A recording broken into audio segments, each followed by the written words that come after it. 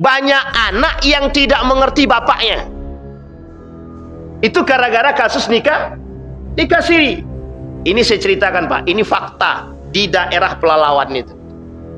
Fakta Pak, ada seorang bapak-bapak tapi sudah cukup tua. Karena bapak-bapak ini punya harta banyak, menikah dia dengan seorang perempuan, kemudian tak lama kemudian cerai. Anaknya masih kecil banget, masih belita, ditinggalkan. Kemudian bapak ini nikah dengan wanita lain. Sudah berumur sekitar 60 kurang lah. Anak yang balita perempuan ini sudah dewasa. Kerja di salah satu tempat, sebutlah tempatnya kayak toko-toko begitulah. Assalamualaikum warahmatullahi wabarakatuh. Saya bersama Baker Subuhan Pekanbaru Riau. Bagi yang sudah bergabung istiqomah, bagi yang belum segera bergabung. Kiamat sudah dekat. Berkah selalu, sukses. Assalamualaikum warahmatullahi wabarakatuh.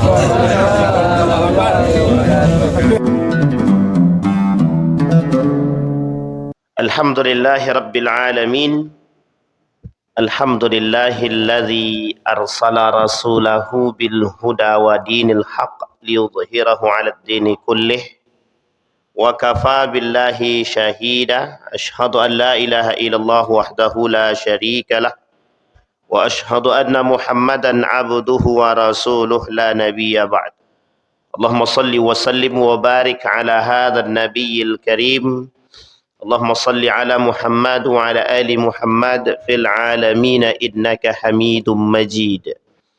Ya ayyuhan nasu ittaqu rabbakumul ladzi khalaqakum min nafsin wahidah wa khalaqa minha zawjaha wa batha minhuma rijalan katsiran wa nisaa wattaqullaha alladzi tasaaluna bihi wal arham innallaha kana 'alaikum raqiba.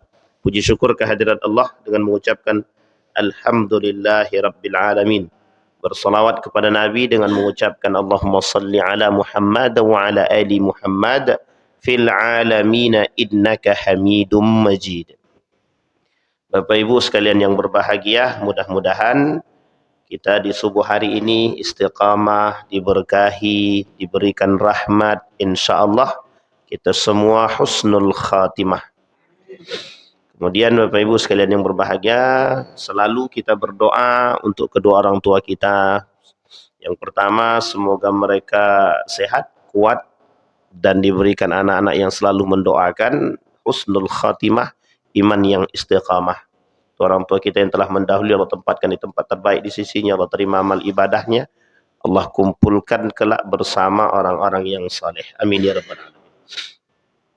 Baik Bapak Ibu sekalian yang berbahagia, di dalam Al-Quran, di dalam surat Al-Ankabut ayat yang ke-69, kata Allah di dalam Al-Quran, walladzina jahadu fina lanahdiyannahum subulana wa innallaha lama'al muhsinin.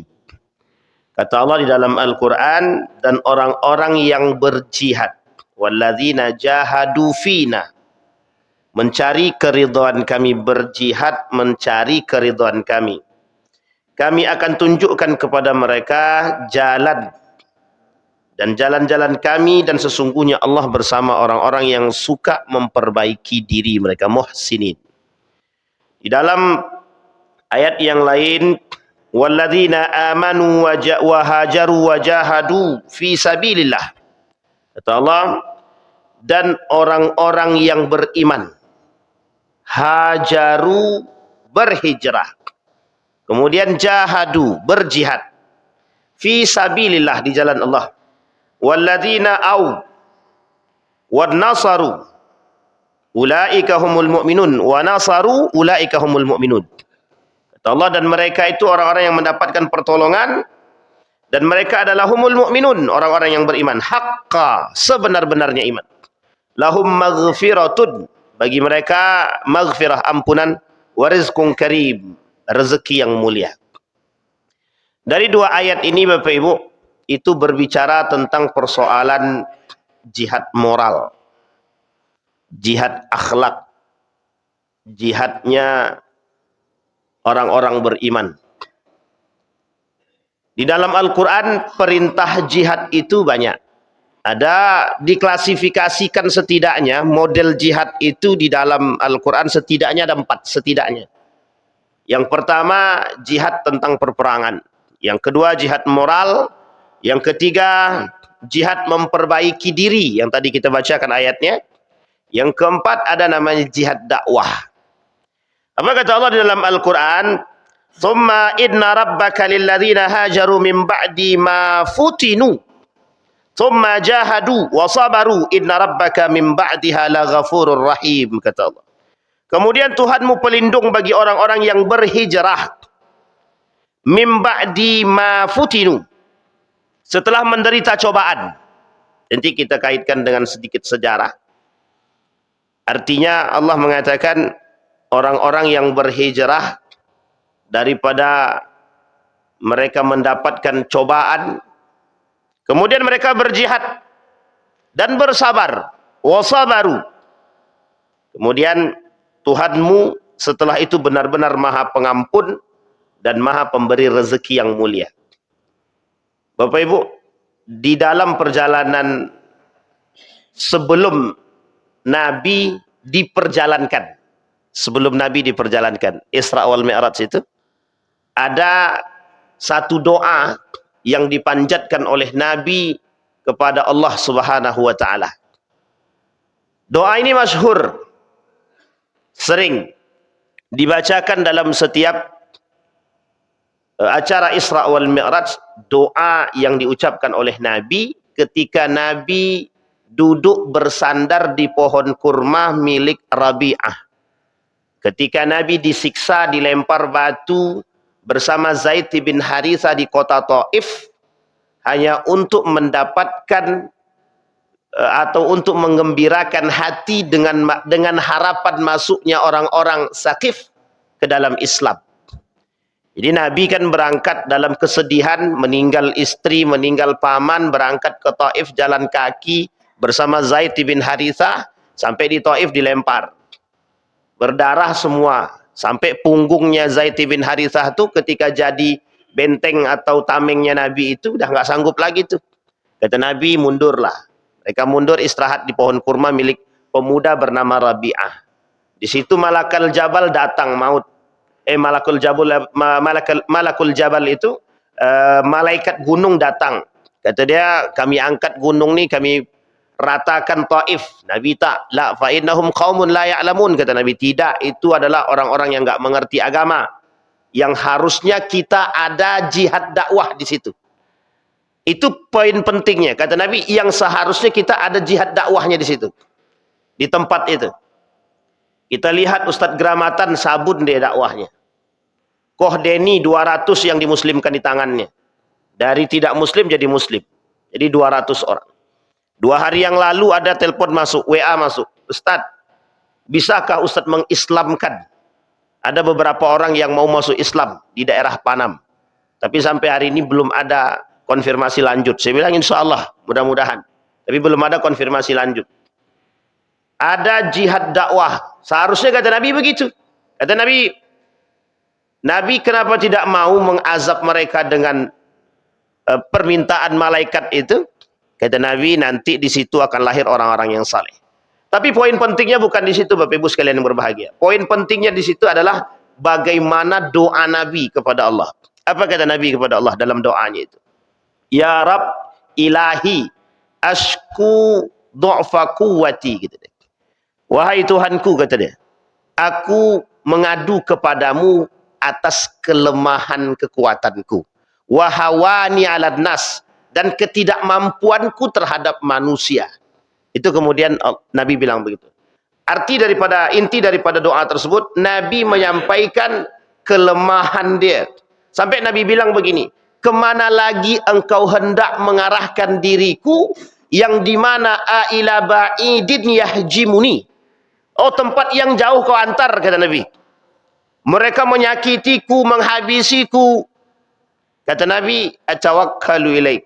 Aku bertawakal kepadamu. Am ila aduwin malaktuhu. Apakah kepada musuh yang mereka akan membunuhku? Kata Nabi. sejauh engkau tidak murka kepadaku, aku ridha. Nah, ini berat nih Pak. Sejauh engkau tidak murka kepadaku, aku ridha. Kemudian apa kata baginda Nabi Muhammad SAW? Dilanjutkan ayat tersebut. Hadis doa tersebut. Kata Nabi, apakah engkau menginginkan aku untuk berdakwah pergi ke tempat sejauh mana asal engkau tidak marah kepadaku dan tidak engkau turunkan kemurkaan kepadaku, aku ridha. Dan aku bersandar kepadamu. La haula wala quwwata illa bik. Tidak ada kekuatan kecuali kekuatan Allah. Ini yang menyebabkan aras bergetar, Nabi kemudian diperjalankan. Ini sejarah. Ketika Nabi berada di kota Taif. Makanya bahasanya sederhana, diperjalankan. Bukan jalan tapi diperjalankan. Makanya bahasanya dalam Al-Quran, subhanalladzi asra. Kita tak bahas itu. Sekarang yang kita bahas poinnya. Dalam persoalan ini, bahasa sederhananya adalah tidak ada kemenangan tanpa pengorbanan. Tidak ada pengorbanan tidak ada kemenangan tanpa pengorbanan, tidak ada. Jadi dakwah itu semuanya pengorbanan. Dakwah itu semuanya pengorbanan. Sampai kata baginda Nabi Muhammad SAW itu persoalan jihad itu, persoalan kemenangan itu mesti akan menempuh pengorbanan yang berat. Ini yang berat tuh di sini. Nah, sekarang Bapak Ibu sekalian yang berbahagia, resolusi jihad Kiai Haji Hashim Asy'ari, kata Adian Husaini, dari resolusi jihad sampai revolusi moral, adab, revolusi adab. Dari resolusi jihad ke revolusi adab. Apa maksud tulisan tersebut kata Adian Husaini? Dalam tulisan itu, dulu santri berjihad. Daripada perintah fatwa yang muncul daripada Kiai Haji Hashim Asy'ari. Musuhnya jelas penjajah semua. Kalau bahasa kita sekarang ini, kolonialisme pada saatnya. Penjajahnya jelas, musuhnya jelas, lawannya jelas, yang diperangi jelas, yang dijaga jelas. Itu pada saatnya. Maka disebut dengan ketika itu resolusi jihad yang ditunggu. Sehingga ketika itu harapannya cuma satu. Kalau menang selamat, kalau tidak menang mati. Itu saja. Ya karena jihad. Maka poin daripada jihad tersebut adalah syahid. Tidak ada yang lain. Mati syahid. Sekarang, kenapa orang sekarang, ya bukan lebih menjelekkan sekarang, tidak. Tapi mengapa orang sekarang tidak berpahamkan sama seperti para sahabat mengharapkan mati syahid? Kenapa kita tidak pernah berpikir untuk mencari mati syahid? Karena nggak ada ladang perjuangan, nggak ada. Bukan tidak ada. Justru di akhir zaman itu intisharul mungkarat itu, tersebarnya kemungkaran itu ladang jihad yang paling besar. Maka kata Adian Husaini, disebutlah istilahnya jihad moral. Jihad moral. Dan jihad moral itulah hari ini yang paling berat untuk kita lakukan. Di tengah arus globalisasi, di tengah arus liberalisme, pluralisme, sekulerisme, di tengah grogotan, kalau bahasa lainnya, di tengah runtuhnya akhlak dan moral. Sayyid Naqib Alatas memunculkan satu metode namanya ta'dib. Diambil dari asal katanya ad-dabayu ad-dibu. Ad-dabani rabbi. Artinya tarbiyah, pendidikan, moral, adab di situ. Nabi pernah bilang dalam hadisnya, ad-dibu auladakum, ajarkan anak-anakmu. Kata Nabi, 3 perkara. 1, hubbu Rasulillah, mencintai Rasulullah. Yang kedua, hubbu ahli baitihi, mencintai keluarganya, kata Nabi. Yang ketiga, hubbu qiraatil Quran, mencintai baca Quran. Poin ketiga ini, itu ada kaitannya dengan pada hadis yang tadi kita baca, ayat yang tadi kita bacakan. Kata Nabi dalam hadisnya, ajarkan anakmu membaca Al-Quran, cinta terhadap Al-Quran. Maksudnya sederhana, ajarkan anakmu mengerti isi Al-Quran dan bertadabbur dengan ayat Al-Quran.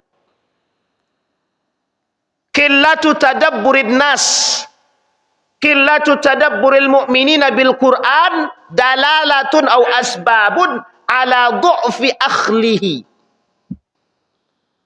Hari ini tuh sedikitnya orang yang paham dengan isi Al-Quran dan kandungannya dan bertadabbur dengan Al-Quran tersebut, asbab penyebab runtuhnya akhlak dan moral di tengah umat mukmin hari ini. Itu bahasanya begitu. Sehingga berat, Pak, kalau kita membicarakan persoalan akhlak, adab ini memang penting. Berat memang. Yaitu jihad kita tadi, jihadnya moral. Kita lihat kasus-kasus yang terjadi. Kemarin kita bahas persoalan suami istri, aib rumah tangga yang tersebar. Itu moral, Pak, moral. Tidak punya malu, moral rendah, akhlak rendah. Ya biasa aja bagi mereka menyebarkan aib keluarga. Chatting-chattingan sensitif yang kemudian dipostingkan melalui media sosial. Ada satu tulisan mengatakan begini, mewaspadai generasi muda dari pertumbuhan teknologi. Tulisannya. Apa intinya? Rusaknya generasi karena teknologi. Seorang syekh dari Malaysia dalam podcastnya mengatakan, kalau tidak ada kontrol teknologi selesai, gitu deh. Seorang pengamat teknologi dari Amerika baru-baru ini mengatakan, rusaknya generasi muda Amerika gara-gara teknologi, gitu deh. Degradasi akhlak moral, gitu deh, pada saat itu.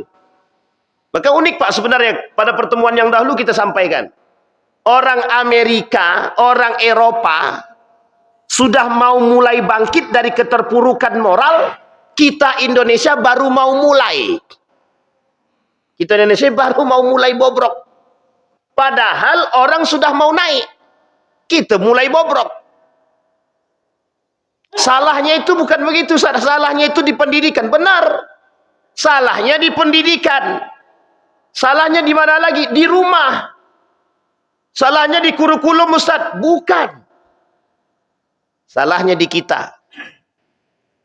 Kita yang terlalu menikmati pertumbuhan pendidikan berbagai macam basis yang mohon maaf kita menikmati.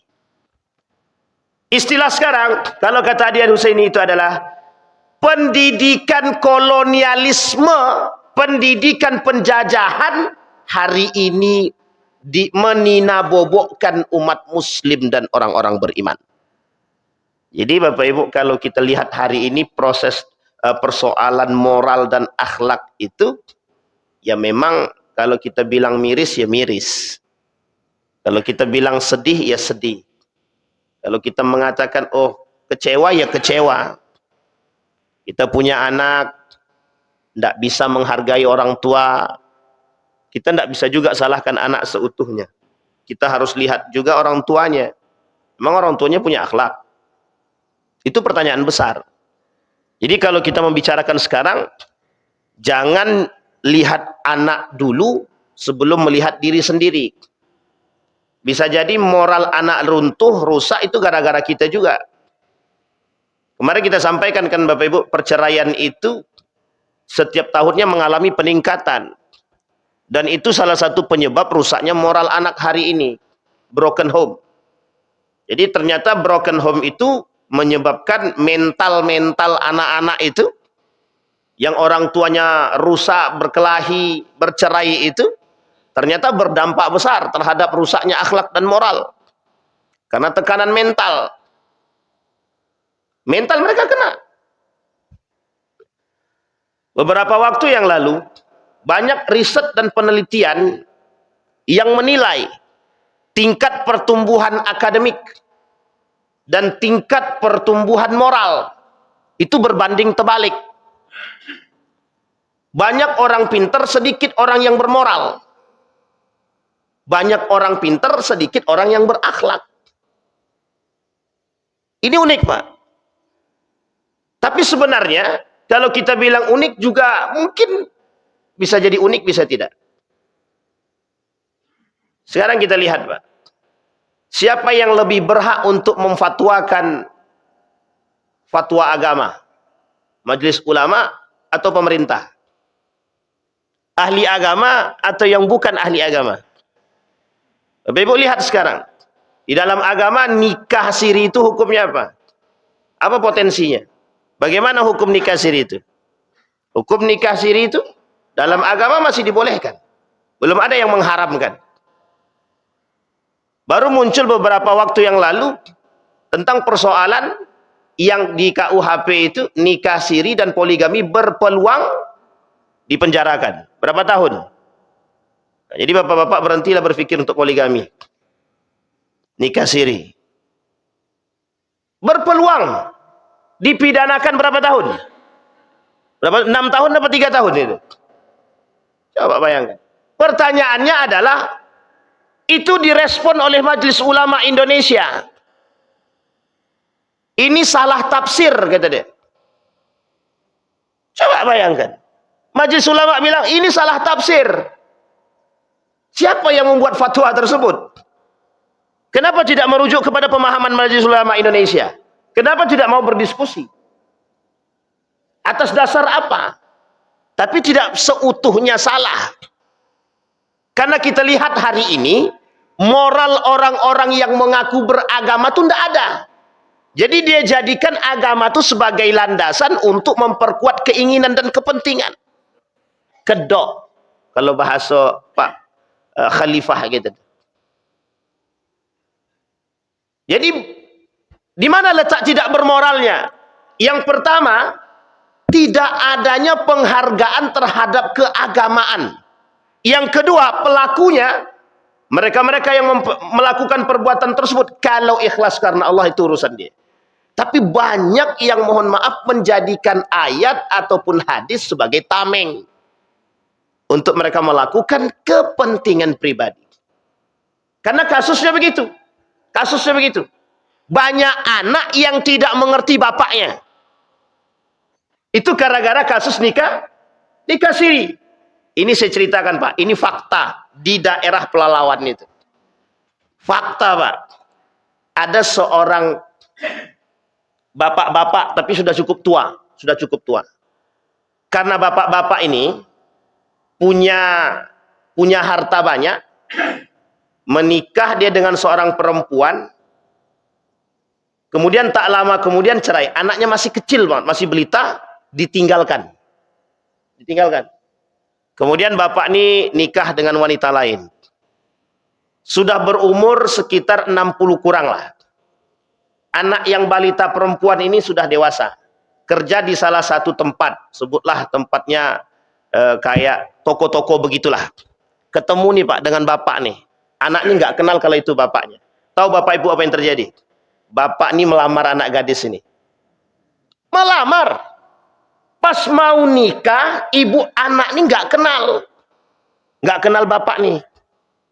Anak ini nggak pernah mengenalkan laki-laki ini kepada ibunya. Cuma melalui perantara keluarga perempuan ini. Keluarga anak perempuan ini. Apa yang terjadi? Pas mau nikah, ini sudah datang nih, ibunya didatangkan dari kampung. Ternyata yang melamar, yang mau menikah itu siapa? Bapak dia sendiri. Apa kata ibunya? Jangan kau nikah dengan laki-laki itu lagi. Itu bapak kandungmu. Coba bayangkan. Ini kasus Pak, fakta. Nyata. Bayangkan. Ketika mendengar berita ini, dalam benak saya cuma satu, mana bapaknya? Mana bapaknya? Apa yang bisa kita lakukan terhadap bapak itu? Itu kalau kita pakai, mohon maaf Pak, pakai gaya brutal mungkin bapaknya habis ini mungkin. Begitulah bahasa premannya kan begitu. Tapi bapak tidak bisa kenal anak dan orang tuanya nggak mengenalkan anaknya kepada bapaknya, mohon maaf. Ini pengaruh dampak. Dan tidak satu kali Pak kasus ini. Tidak satu kali. Berkali-kali kita temukan. Unik Pak. Saudara kandung. Seayah itu cukup sekandung apa tidak? Satu ayah sudah menikah 3 tahun. Bapaknya sama. Memang beda ibu. Tapi bapaknya sama. Sah enggak mereka menikah itu? Sudah punya anak 1. Artinya mereka sudah punya cucu. Bapak itu. Itu gimana nikahnya coba tuh?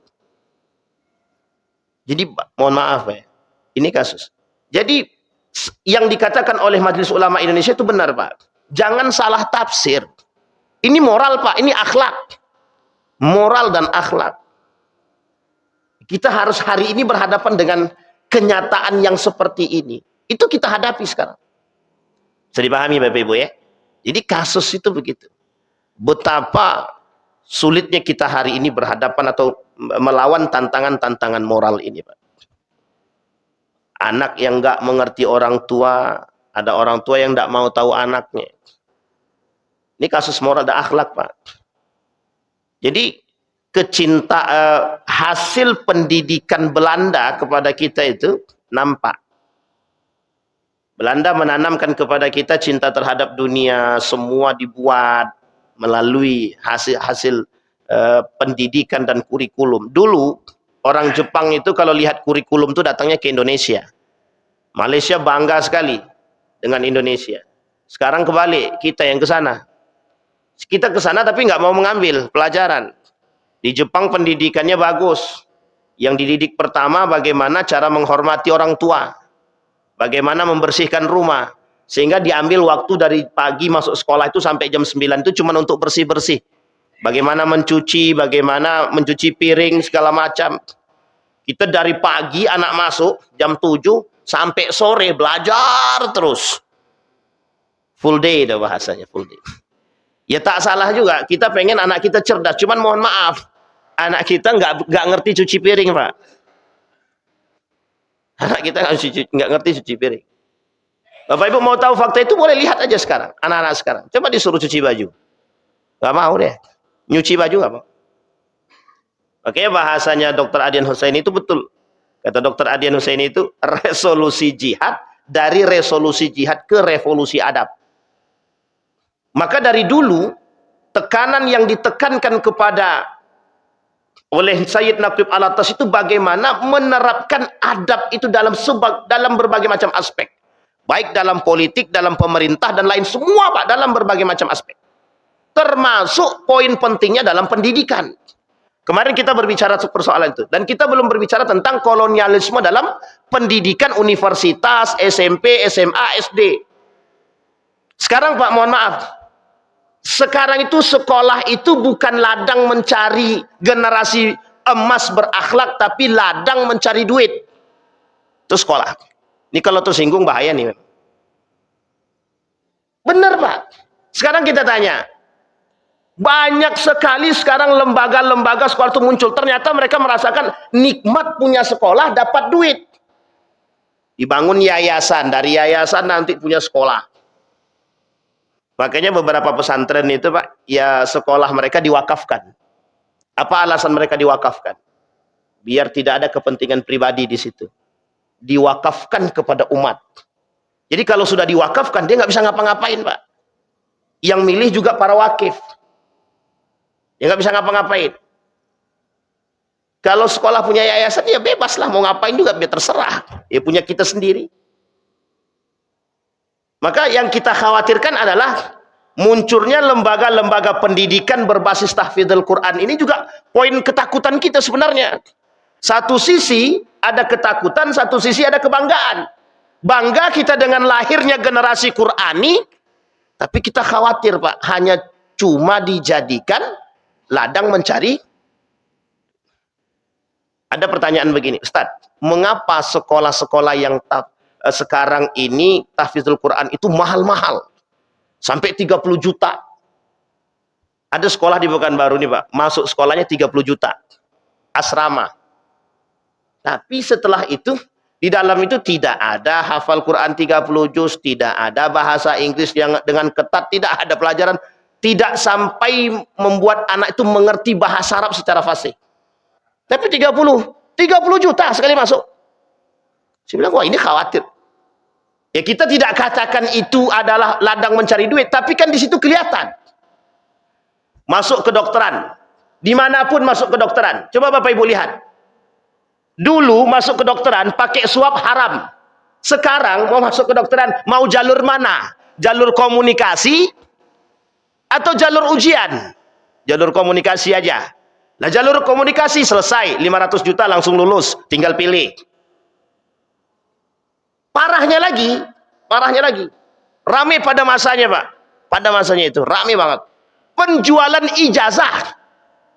Anda mau dapat apa? Gelar honoris causa, 30 juta, 40 juta Pak, dapat gelar doktor honoris causa. Bayangkan, saya ditawarkan Pak. Mau enggak Ustaz? Doktor honoris causa, 40 juta, langsung dapat, nggak ngapa-ngapain. Begitulah. Buya Hamka mendapatkan doktor honoris causa itu punya peran besar di negara Republik Indonesia ini. Apa alasan Buya Hamka menghadirkan Majelis Ulama Indonesia untuk menjadi kontrol akhlak dan moral manusia? Bayangkan Pak, tujuan utamanya begitu. Sampai di negara asing mengenal bahwa Buya Hamka ini punya peran terhadap pembentukan karakter melalui lembaga yang dibangun. Majelis Ulama Indonesia. Itu peran penting, sentral Pak. Jadi ngeri Pak. Pembelian ijazah. Nah, dulu kami sempat juga ikut bergabung dengan teman-teman itu dulu. Pembuatan ijazah. S1 4 juta. Tesis 5 juta. Disertasi 7 juta ke atas. Coba bayangkan Pak. Itu kalau tidak punya link dalam, ya nggak bisa juga itu. Tapi kalau itu kita bangun Pak. Kita buat Pak. Banyak sekali orang datang Pak. Banyak, cuma cari gelar tuh tadi. Anak-anak yang kaya, yang nggak mau sekolah, nggak mau belajar tuh dia bilang begini, Pak, tolong Pak buatkan skripsi saya. Berapapun kami bayar. Coba bayangkan. Uniknya dibuatin itu Pak. Itu dosa jariah itu. Benar itu Pak. Dibuatin itu. Dan Bapak Ibu percaya atau tidak percaya, tapi saya tak sebutkan nama. Parahnya lagi, ada seorang dokter, sekarang sudah bergelar profesor dia. Saya tak sebutkan di mana. Dan saya tak sebutkan namanya.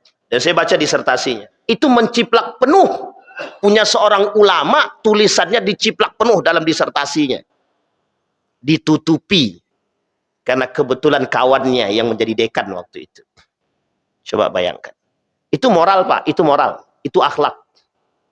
Jadi kalau Bapak Ibu berbicara tentang, mohon maaf, berbicara tentang akademik hari ini, dengan gelar itu kadang-kadang tidak sejalan. Gelar tidak akademik itu tidak sejalan dengan keilmuan, itu tidak sejalan. Karena bisa dibeli. Kita ambil contoh Pak. Dulu, dosen itu harus nulis artikel untuk dapat Sinta 1, 2, 3 dalam jurnal. Sekarang mudah Pak, asal punya duit selesai. Bayar Scopus Pak. Terserah orang tersinggung atau tidak. Tapi benar Pak. Scopus itu 10 juta, 12 juta. Scopus. Jadi kalau sudah dapat gelar dan dapat label Scopus, tulisan kita sudah masuk Scopus, bangga. Itu dosen sekarang. Sehingga mohon maaf kalau sudah dapat Scopus, diajukan ke universitas dapat duit. Bisa dipahami Pak? Jadi itu sekarang yang menjadi potensi, yang menjadi peluang. Hari ini kenapa mahasiswa banyak yang tidak punya moral, nggak punya akhlak? Ya mohon maaf, dosennya lebih penting pada tulisan daripada moral mahasiswa itu sendiri. Bayangkan. Ngejar itu Pak. Itu buktinya jelas Pak. Satu Scopus itu ada yang membayar 50 juta. Kalau Bapak Ibu bisa dosen, dapat Scopus, masuk Scopus, diajukan ke kampus, dapat duit 50 juta. Apresiasi.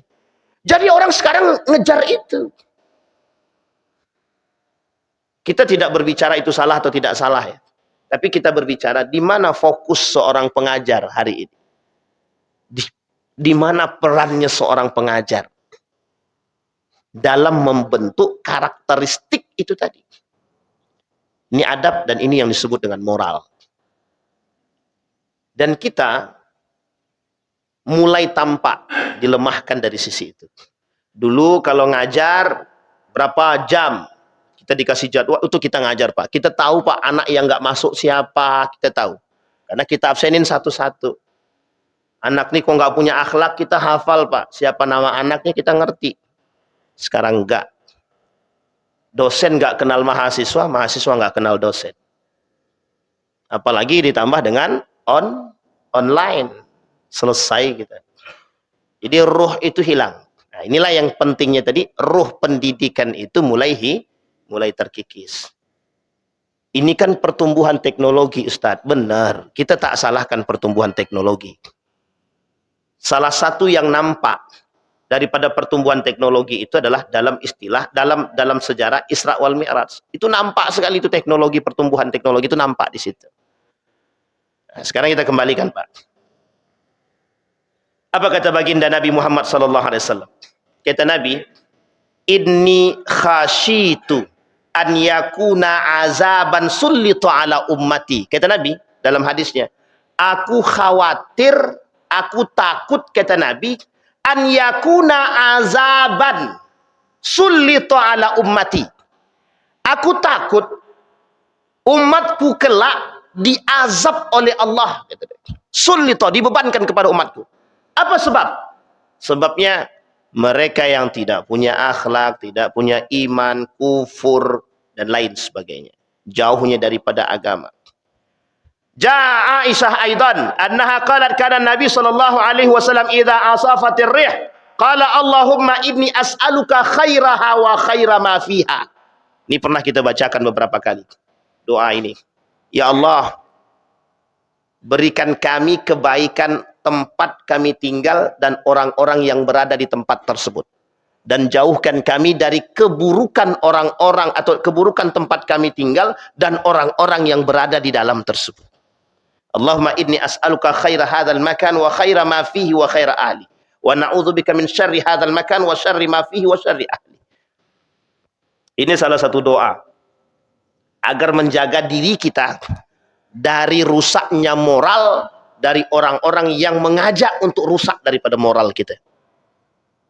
Kemudian disebutkan oleh baginda Nabi Muhammad SAW dalam hadis tersebut, kata Nabi, aku khawatir dan aku takut kelak umatku diazab oleh Allah. Pertanyaan muncul, kata para ulama, apa yang dikhawatirkan Nabi, apa yang ditakutkan Nabi? Yang ditakutkan Nabi adalah ketika kemungkaran itu tersebar luas, umatnya tidak berada pada akhlak yang baik. Maka Bapak Ibu, kalau istilah guru saya, orang berakhlak di akhir zaman adalah orang yang langka pada masanya. Jadi hari ini kalau kita berakhlak itu langka sekali. Jujur itu langka. Jadi sampai ada apresiasi sekarang.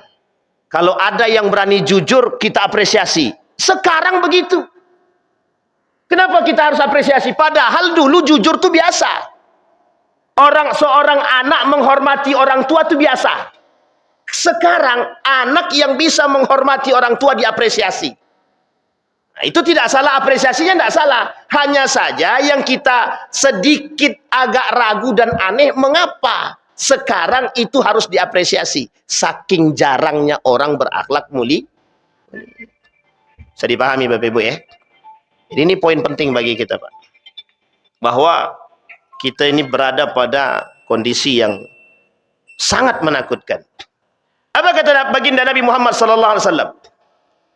Walladzi nafsi biyadihi la ta'muranna bil ma'ruf wa la tanhawunna 'anil munkar. Aw la yushikanna Allah an yab'atsa 'alaikum iqaban min 'indihi. Thumma la tad'unnahu fala yastajibu lakum. Kata baginda Nabi Muhammad SAW. Bapak Ibu sekalian yang berbahagia, demi jiwaku, kata Nabi, la ta'murudna bil ma'ruf wa la tanhawudna 'anil munkar. Sungguh kalian aku perintahkan untuk melakukan perbuatan yang baik. Kemudian wala tanhawudna 'anil munkar, benar-benar tolong perintah aku, larangan aku ditinggalkan. Dan ajak orang meninggalkan kemungkaran, kata Nabi. Itu Nabi yang bilang itu. Jadi Bapak Ibu, kalau kita kembalikan sekarang, perannya atau posisi-posisi sekarang itu lembaga, orang tua, guru, kita tidak tahu di mana letak salahnya ya. Yang harus kita cari bersama. Tapi peran itu tidak pada tempatnya sekarang. Lembaga bukan lagi peran bukan menjadi peran mencetak generasi berakhlak mulia. Kita khawatir lahir dari situ tujuannya ekonomi. Berapa banyak hari ini anak yang lulus kuliah, harapan mereka kuliah cuma satu, kerja dapat duit selesai. Dan itu jelas. Jelas Pak. Yang ditanamkan oleh kaum-kaum dahulu yang menjajah kita, Anda sekolah, setelah sekolah Anda berhak mendapatkan pekerjaan, Anda berhak mendapatkan gaji, selesai. Karena tujuan harapan dia sekolah adalah gaji. Maka ada cemoohan. Anda sekolah tinggi-tinggi, ini poin penting bagi orang yang berakal mesti nampak. Seorang alumni ITB, S1, S2, balik ke kampung, dapat tawaran dengan gaji 30 juta per bulan. Ditinggalkan, balik ke kampung, bangun sekolah sendiri, ngajar ngaji. Bagi sebagian orang, mesti orang ini orang bodoh. Gaji 30 juta ditinggal demi ngajar ngaji. Sekarang saya tanya Bapak Ibu, bodoh enggak orang itu? Kita enggak berani bilang. Tapi bagi kacamata sekarang, orang yang tolak ukurnya ekonomi bodoh. Itu yang kita dengar. Tapi pertanyaannya muncul. Mengapa dia lebih memilih untuk tinggal di kampung? Mengajar anak mengaji. Ketika diwawancari jawabannya sederhana. Lebih baik aku berusaha mendukung dan mengajarkan akidah, akhlak dan moral dan ngaji bersama anak-anak daripada harus tinggal di sana bahagia untuk diri sendiri. Sekarang orang berpikir diri dia, tapi tak berpikir manfaat bagi orang lain. Kita sekarang ini bangga punya kelebihan, tapi kita tidak bangga bisa mensukseskan orang. Kita tidak bangga Pak. Kita tidak punya pikiran sekarang ini, aku di kampung ini manfaatnya apa? Bisa tidak diriku ini bermanfaat bagi yang lain? Khairun nas anfa'uhum linnas. Di mana sebaik-baiknya manusia itu bermanfaat bagi orang lain. Jadi jangan salah Pak. Ada seorang mahasiswa di Yogyakarta, dari sekolah di Jogja balik ke kampung halaman. Cuma satu tujuannya Pak. Dia cuma mau ngajar anak-anak yang buta huruf. Sekarang dia punya kelompok grup membaca buku. Dia kelilingin Pak di daerah-daerah timur itu, yang terpencil itu. Dia datang sendiri, pakai perahu sendiri, pakai motor sendiri, bawa buku sendiri. Cuma untuk dia buat gelar, dia gelar karpet, dia taruh buku-buku di situ. Yo anak-anak sekolah yang mau baca buku sini, dia tungguin Pak. Begitu perjuangan dia untuk biar anak ini bisa baca, bisa punya moral, punya akhlak. Apa yang terjadi Pak? Hari ini pengikutnya lebih daripada 200 orang. Coba bayangkan. Artinya butuh perjuangan. Sekalipun ada pengorbanan. Ini yang kemudian ingin disampaikan kepada kita. Salah satunya adalah setiap perjuangan pasti ada pengorbanan. Nah hari ini kita umat mukmin ini mau tidak berkorban untuk ke depan, itu masalahnya.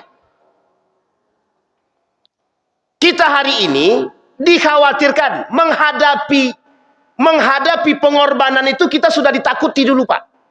Sehingga mohon maaf Pak, tidak ada istilah mohon maaf hari ini kita diajarkan lo harus jihad, lo harus korban. Di tempat kami dulu, di sekolah kami dulu, berkorbanlah tapi jangan jadi korban.